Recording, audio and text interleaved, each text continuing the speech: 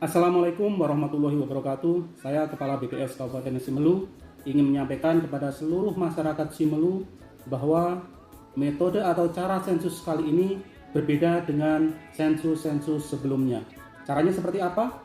Satu, petugas sensus bersama dengan Ketua RT atau Pak Kadus akan mengecek daftar penduduk.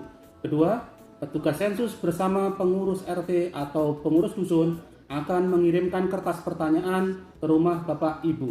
Ketiga, Bapak Ibu dipersilahkan mengisi sendiri kertas tersebut.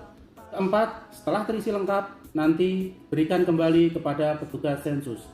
Dari cara untuk sensus kali ini, satu, terima petugas dan terima kertasnya. Kedua, isi sendiri kertas tersebut.